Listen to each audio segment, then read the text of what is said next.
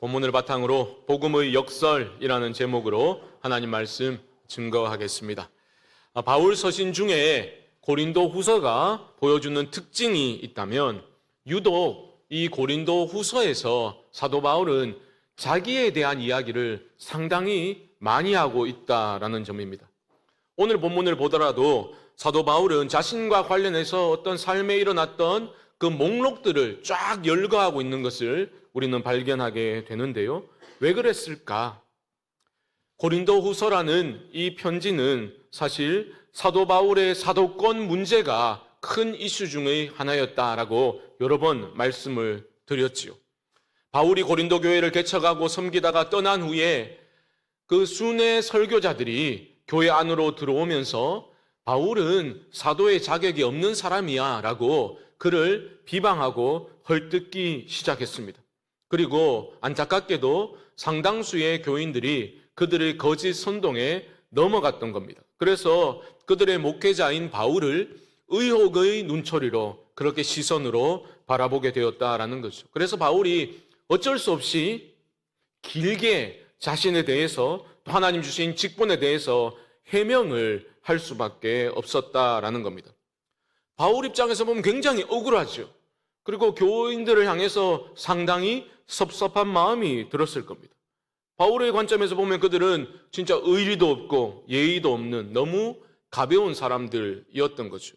그런데 사도 바울은 이 심각한 문제를 감정적으로 풀려고 하지는 않았습니다. 그냥 그만두자 이런 식으로 하지 않았다라는 거죠. 왜요?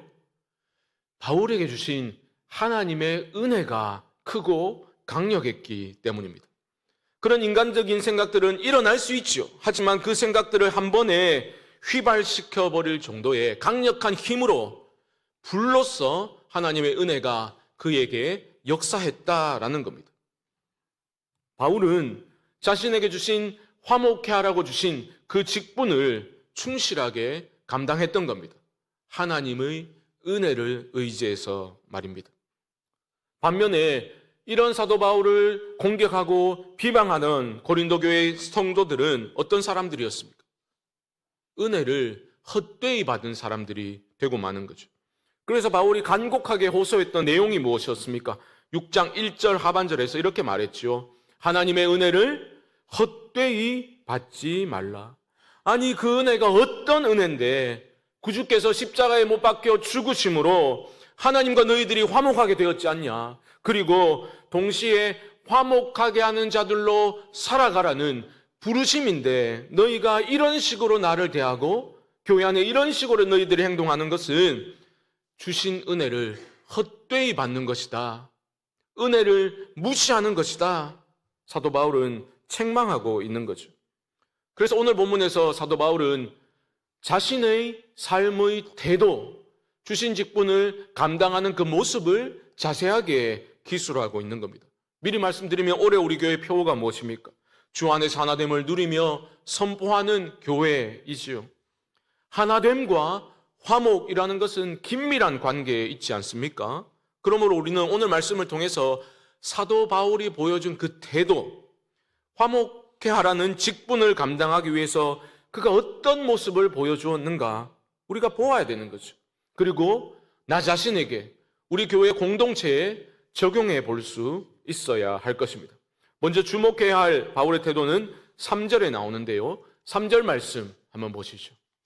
우리가 이 직분이 비방을 받지 않게 하려고 무엇에든지 아무에게도 거리끼지 않게 하고 라고 말합니다.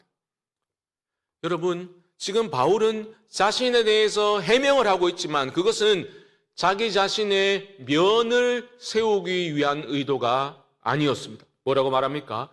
이 직분이 비방을 받지 않게 하려고 내가 이렇게 말하는 거다. 중요한 포인트죠. 나 자신보다 내게 주신 직분이 더 소중하다 말하고 있는 겁니다. 이게 왜 중요하냐?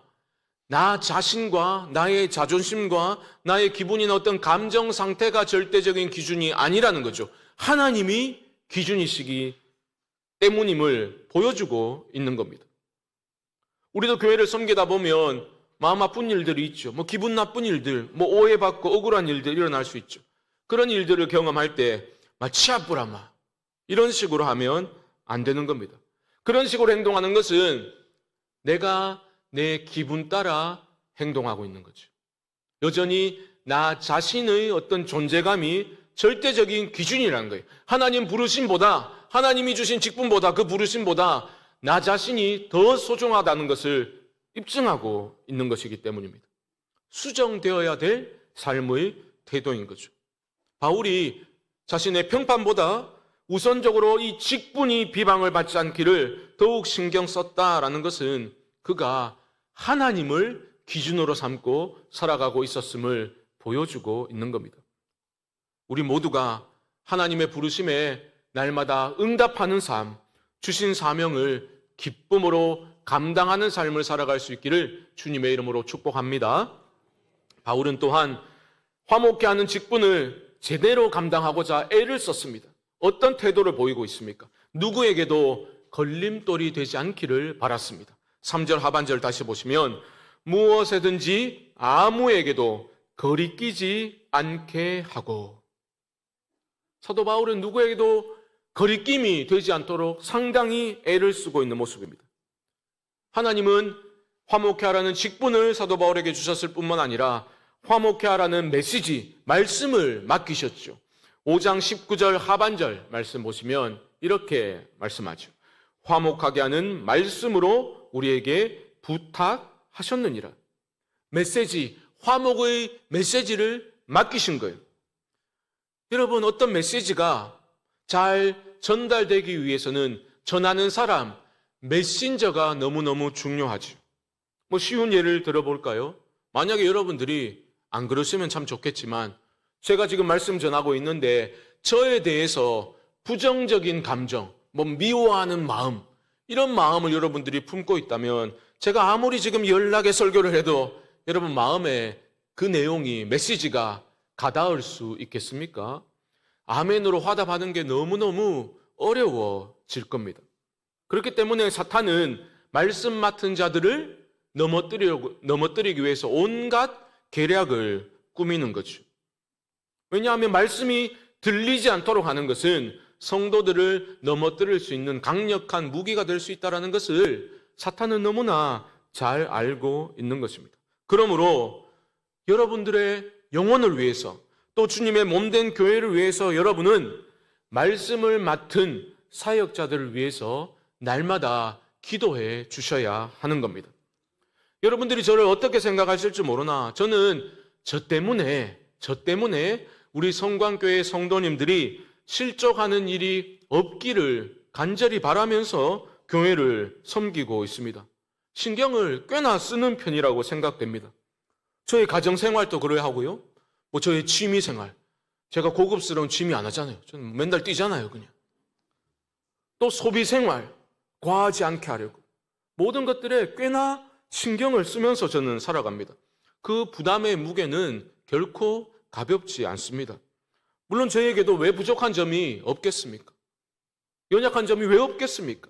하지만 교회가 좋아지려면 목회자 편에서는 그런 부족함의, 연약함의 정도가 너무 심각해지지 않도록 날마다 깨어 있을 수 있도록 노력해야 되는 것이고, 성도님들은 목회자의 그런 부족함과 연약함을 품어주고 좋은 마음으로 기도해 주셔야 하는 겁니다.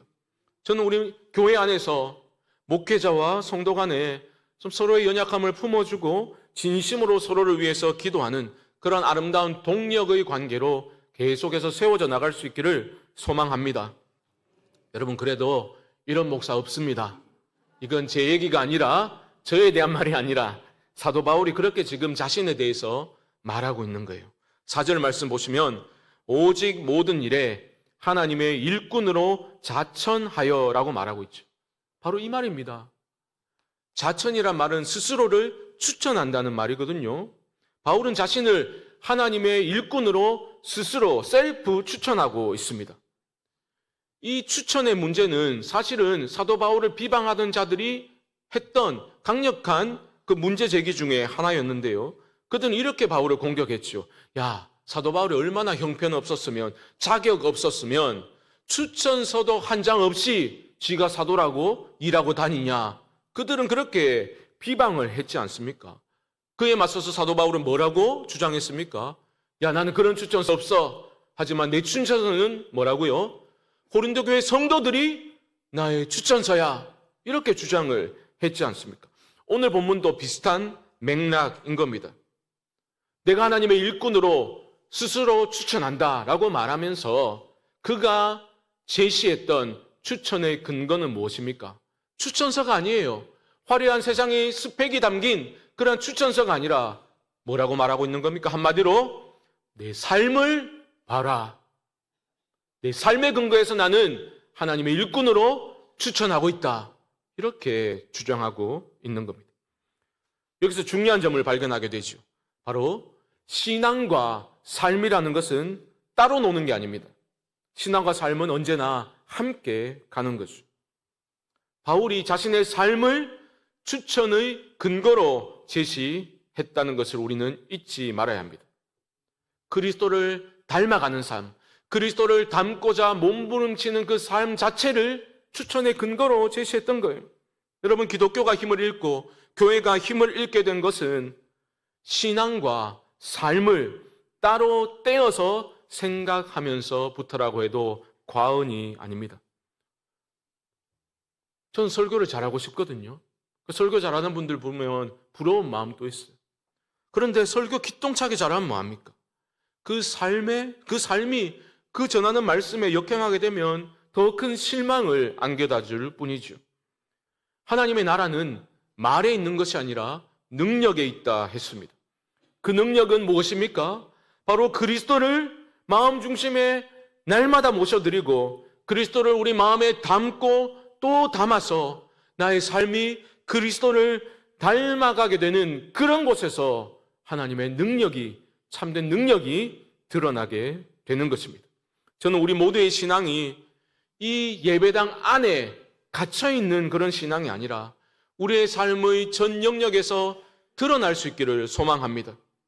우리의 진실한 신앙의 고백이 있잖아요. 나의 믿음의 고백들이 있지 않습니까? 그 고백들이 우리의 삶으로 번역되어지는 그런 믿음의 능력이 회복될 수 있기를 주님의 이름으로 축복합니다. 이어져 나오는 구절을 살펴보면 바울은 자신의 삶을 추천의 근거로 제시하고 있지요. 그런데 주목해야 할 것은 그 목록을 쫙 열거하는데 가장 먼저 제시하는 목록이 어떤 목록입니까? 바로 고난의 목록입니다. 놀라운 일이죠. 4절 하반절부터 한번 보십시오. 많이 견디는 것과 환난과 궁핍과 고난과 매맞음과 갇힘과 난동과 수고로움과 자지 못함과 먹지 못함 가운데서도 여러분, 적대자들은 바울이 고난당하는 모습을 비웃으면서 고난당하는 꼴을 보니 그가 제대로 된 사도일 리가 없다라고 비방했지 않습니까? 그런데 사도 바울은 내가 하나님의 일꾼이야, 내 삶을 봐 라고 말하면서 그가 성공적인 사역을 했던 것을 가장 먼저 내세우고 있지 않습니다. 가장 먼저 자랑스럽게 내밀고 있는 목록이 뭐라고요? 고난의 목록입니다. 그리스도를 따르고자 내가 이런 고난을 받았다. 자랑스럽게 고난의 목록을 가장 먼저 제시하고 있는 거죠. 사랑하는 성도 여러분, 우리가 교회를 섬기고 그리스도를 닮아가기 위해서 어떠한 노력들을 하며 살아감에 있어 복음을 위해서 받는 고난이 반드시 있습니다. 그 고난을 회피하려고 하면 안 됩니다. 그 고난과 역경을 내가 견뎌내리라, 이런 태도가 요구되는 거죠. 바울은 견디는 사람이었습니다. 그것도 오늘 본문을 보십시오. 내가 많이 견뎠다 말하고 있죠. 그만큼 화목해하는 직분을 감당함에 있어 많은 어려움들이 그에게 있었다라는 겁니다. 어떤 어려움들이 있었습니까? 먼저 나오는 게 이 내용이죠. 환난과 궁핍과 고난이 있었다. 이것은 일반적인 어려움을 지금 바울이 표현하고 있는 겁니다. 이어져 나오는 어려움은 뭡니까? 매맞음과 갇힘과 난동이 나오죠. 이것은 사도 바울이 복음을 전하면서 겪었던 어떤 구체적인 물리적인 박해와 핍박을 가리키는 표현입니다. 여러분, 우리가 이 시간 예배 드리고 있는데 여러분들 중에서 성인이 되고 나서 사회생활 하시면서 뺨 맞아본 경험이 있으신 분 한번 손 들어 보십시오. 나 사회생활 하면서 군대 말고 사회생활 하면서 뺨 맞아본 적이 있다. 아마 별로 거의 없으실 겁니다. 뺨 때리고 맞는 거 영화나 드라마에서나 나오는 거지, 우리가 사회생활 하면서 어떤 신체적인 그러한 어떤 핍박, 박해를 받을 일은 별로 없습니다. 사도 바울은 채찍에 맞았죠. 돌에 맞아 죽을 뻔했습니다. 복음 전하다가 여러 번 그러했죠. 그런데 그 모든 고난과 박해를 바울은 견뎌냈습니다. 주님을 생각하면서, 부활의 주님을 다시 만날 그날을 떠올리면서, 지금의 내가 당하는 고난은 장차 내가 반드시 경험하게 될 영광에 중요한 것과 결코 비교할 수 없다. 그는 소망 가운데 믿음으로 견뎠던 겁니다. 오해하지 마십시오. 그가 겪었던 괴로움이, 고난이 가벼운 것이었다는 게 아닙니다. 힘든 거였죠. 하지만 가볍게 여겼다는 겁니다. 장래에 필연적으로 맞이하게 될 그 영광에 비하면 견딜 수 있는 것이고 지나가는 것이라고 그는 소망 가운데 견딜 수 있었다라는 거죠. 그리고 마지막에 나오는 게 뭡니까? 수고로움과 자지 못함과 먹지 못함. 이것은 사도 바울이 복음을 위해서 기꺼이 자발적으로 포기하면서 헌신했다는 거예요. 포기했다는 겁니다. 자발적으로 그렇게 했다라는 겁니다. 그런데 이 모든 어려움을 많이 견딜 수 있었던 힘은 어디에서 나온 겁니까? 바로 은혜입니다. 은혜. 하나님의 은혜의 힘이었습니다. 그러니까 가장 먼저 고난의 목록을 제시한 후에 그 다음에 나오는 목록은 바로 은혜의 목록인 거죠. 6절과 7절 말씀 보십시오. 깨끗함과 지식과 오래 참음과 자비함과 성령의 감화와 거짓이 없는 사랑과 진리의 말씀과 하나님의 능력으로 의의 무기를 좌우에 가지고 라고 말하죠. 이 모든 것들을 한마디로 은혜의 목록으로 묶을 수가 있습니다. 이 목록에는 성령의 열매들도 포함되어 있죠. 진리의 말씀이 있습니다. 하나님의 능력이 그 안에 있습니다. 바울이 그 모든 고난과 역경을, 환난을 견딜 수 있었던 것은 바울 자신이 가지고 있는 어떤 타고난 끈기나 인내심이 아니었다는 겁니다. 오직 하나님의 은혜가 능력으로 그를 붙들어 주었기 때문에 그는 견딜 수 있었던 겁니다. 사랑하는 성도 여러분, 하나님의 은혜의 능력을 결코 과소평가하시면 안 됩니다. 하나님의 은혜의 그 능력을 믿으실 수 있기를 바랍니다. 고난과 위기의 때에 여러분 무엇을 의지하실 겁니까? 무엇을 가장 먼저 찾으실 겁니까? 가장 먼저 우리가 구해야 될 것은 다른 게 아니라 하나님의 은혜입니다. 우리 중에 혹시 큰 위기 가운데 계신 분이 있습니까? 더 큰 은혜를 구하시기 바랍니다.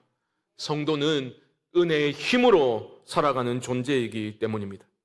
바울은 오직 은혜의 능력을 의지했기 때문에 견딜 수가 있었습니다. 저는 올해 우리 교회가 하나됨을 힘써 지켜나가기 위해서 우리에게 무엇보다 필요한 것은 하나님의 은혜라고 믿습니다. 그 은혜가 우리로 하여금 견디게 하는 거예요. 포기하지 아니하고 소망 가운데 그 은혜가 우리로 하여금 견디게 할 수 있도록 하나님이 주신 그 고귀한 하나됨의 가치를 향해서 함께 걸어가는 우리가 될 수 있기를 주님의 이름으로 축복합니다. 보십시오. 은혜는 바울로 하여금 교회 안에서 발생하는 여러 가지 문제들을 마저도 의연하게 대처할 수 있도록 그를 지켜주었습니다. 8절 말씀 보십시오. 8절. 영광과 욕됨으로 그러했으며 악한 이름과 아름다운 이름으로 그러했느니라. 무슨 말이냐? 영광과 욕됨이라는 것은 사도 바울이 교회를 섬기면서 경험했던 성도들의 반응을 말하는 겁니다. 사역하면서 어쩔 때는 와, 우리 목사님 최고, 그게 영광이죠. 하지만 어떤 경우는 욕됨, 수치를 경험하기도 했다는 거죠. 극과 극의 태도를 경험했다는 겁니다. 이어져 나오는 악한 이름과 아름다운 이름도 비슷한 의미입니다. 바울을 향한 좋은 소문도 있었죠. 하지만 반대로 나쁜 소문 또한 있었다는 거예요. 거기에 시달렸다는 거예요. 중요한 것은 뭐냐? 바울은 교인들을 존중했습니다. 하지만 사람들의, 교인들의 평가에 따라서 일희일비하지는 않았다라는 점을 우리는 주목해야 하는 거죠. 여러분, 이게 생각처럼 쉬운 일이 아니지 않습니까? 우리는 교회 생활하면서 사람들의 평가에 얼마나 연연합니까? 그렇지요. 하지만 바울은 그러지 않았습니다.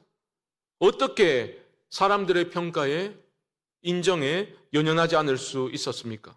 바로 앞에 나오는 7절 하반절을 보면 이렇게 말합니다. 의의 무기를 좌우에 가지고. 이것은 다양한 해석이 가능하지만 하나님의 의에 대한 바울의 확신을 말하는 것으로 볼 수 있습니다. 여러분, 사람들에게 휘둘리지 않기 위해서는 나 자신 앞에 하나님의 의가 있음을 늘 인식해야 하는 겁니다. 사람들이 아니라 그 무엇보다 하나님의 인정과 평가, 하나님의 칭찬에 목숨을 걸 줄 아는 사람이 지혜로운 사람 아닙니까? 안개처럼 사라질 헛된 것들을 붙들고 의지하는 것이 아니라 변치 않는 하나님의 의와 하나님의 인정과 평가를 추구하는 우리가 될 수 있기를 주님의 이름으로 축복합니다. 이처럼 하나님의 은혜가 우리 안에 역사할 때 그 사람은 그의 삶에서 역전하시는 하나님을 반드시 만나게 됩니다. 하나님이 주신 은혜를 힘입어서 모든 역경과 고난을 견딜 수 있었던 바울은 그 목록의 마지막에서 무엇을 말합니까? 그 하나님의 은혜는 자신의 삶에서 역설적인 능력으로 역사했음을 간증하고 있습니다. 이 역설은 이렇게 표현되죠. 같으나 하고 라는 표현이 반복되면서 점점 커져 나가고 있습니다. 8절 하반절부터 우리 한 목소리로 한번 읽어봅시다. 시작. 우리는 속이는 자 같으나 참되고 무명한 자 같으나 유명한 자요. 죽은 자 같으나 보라 우리가 살아있고 징계를 받는 자 같으나 죽임을 당하지 아니하고 근심하는 자 같으나 항상 기뻐하고 가난한 자 같으나 많은 사람을 부유하게 하고 아무것도 없는 자 같으나 모든 것을 가진 자로다. 아멘. 사랑하는 성도 여러분, 거침없이 이어지는 복음의 역설에 믿음으로 반응하십시오. 그 복음의 역설적인 영광과 하나님의 무한한 능력을 체험하는 은혜가 여러분에게 임하기를 주님의 이름으로 축복합니다. 세상의 분류 방식과 세상의 가치관이 성도로서의 우리의 정체성과 성도로서의 우리의 삶을 함부로 규정하도록 내버려 두지 마시기 바랍니다. 세상이 무명이라고, 죽은 자 같다고, 징계를 받아 근심하는 자라고, 가난한 자, 아무것도 아닌 자라고 비웃고 비방하더라도 우리 안에 역사하시는 하나님의 역설적 영광을 믿음으로 힘차게 선포하며 나아가실 수 있기를 주님의 이름으로 축복합니다. 우리는 그리스도 안에서 유명한 자요, 예수 생명으로 충만한 자, 주 안에서 기뻐하고 가진 것이 없어도 얼마든지 다른 사람들을 풍요롭게 할 수 있는 복음의 능력과 신비를 경험한 사람들입니다. 우리는 그리스도 안에서 모든 것을 가진 자로서 복된 믿음의 삶을 살아갈 수 있는 하나님의 사람들입니다. 중요한 것은 이러한 복음의 역설과 그 영광과 능력은 내가 그리스도의 강권하시는 사랑에 사로잡혀야 가능한 겁니다. 내가 주 안에 온전히 거하는 믿음으로 살아갈 때만 경험되어지는 것입니다. 그러므로 사랑하는 성도 여러분, 날마다 주님을 여러분의 마음의 중심에 모셔드리십시오. 날마다 주님을 깊이 신뢰하는 믿음으로 주님을 붙드실 수 있기를 바랍니다. 그때 주님의 강한 손이 여러분들의 양 어깨 위에 함께 하사 고난과 역경을 견디게 하실 줄 믿습니다. 바울이 그러했던 것처럼 우리도 믿음으로 견디도록 하나님이 이끌어 가실 겁니다. 여러분, 오늘 본문을 보면서 꼭 기억하십시오. 사도 바울은 간증을 하고 있는데 그가 간증하는 내용이 뭡니까? 내가 하나님 복음 위에 힘썼고 잘 섬기다 보니까 어느 순간 되니까 삶의 모든 어려움들이 눈 녹듯이 사라져버렸다. 그렇게 간증하고 있는 것이 아닙니다. 겉으로 보기에는 바울의 삶은 변한 것이 별로 없었습니다. 여전히 고난을 당하고 삶은 궁핍했으며 오해받고 온갖 비방을 여전히 받고 있었던 겁니다. 하지만 그는 모든 것을 견뎌낼 수 있었죠. 그 많은 견딤 가운데 하나님의 능력과 복음의 역설적인 영광이 드러난다는 것을 우리에게 보여주고 있는 겁니다. 여러분, 내가 예수 믿고 꼭 무슨 기적 같은 좋은 일이 일어나야 간증할 수 있는 게 아닙니다. 오히려 주님을 신뢰하는 믿음으로 많이 견디는, 낙심하고 주저앉고 포기하는 것이 아니라 많이 견디는 그런 인내의 삶을 통해서 질그릇과 같은 내 삶에 하나님의 능력이 이렇게 나타난다고 우리는 간증하는 믿음의 사람들이 되어야 할 줄 믿습니다. 사도 바울이 제시한 목록들은 세상은 모릅니다. 세상 사람들은 우리를 비웃을 겁니다. 소위 교회 안에서도 성공신학과 번영신학에 물든 자들은 결코 바울의 간증을 이해하지 못하고 비웃을 겁니다. 오늘날도 마찬가지입니다. 하지만 여러분, 세상이 하는 말을 크게 듣지 마십시오. 바울은 하나님의 의의 무기를 좌우에 장착하고서 세상의 말이 아니라, 사람들의 말이 아니라 하나님의 음성을 크게 들었던 사람이었습니다. 그래서 오히려 그가 더 큰 소리로, 더 강력하고 흔들림 없는 확신으로 그렇게 외쳤던 겁니다. 죽은 자 같으나 보라, 우리가 살아있다. 가난한 자 같으나 많은 사람을 부유하게 하고 아무것도 없는 자 같으나 모든 것을 가진 자로다. 이 한 주간도 이 믿음의 고백을 하나님께 올려드리면서 복음의 역설을 확신하고서 역전의 하나님과 동행하는 복된 승리의 삶을 이어가시기를 주님의 이름으로 간절히 축원드립니다. 지금은 우리 주 예수 그리스도의 크신 은혜와 하나님 아버지의 무한하신 사랑하심과 성령님의 교통하심이 복음의 역설 가운데 드러나는 하나님의 은혜의 능력을 의지하여 세상의 방식이 아니라 하나님의 방식대로 참된 승리와 영광을 누리며 살겠노라 결단하는 사랑하는 성도님들의 심령 가운데 지금부터 영원토록 함께 있을지어다. 아멘.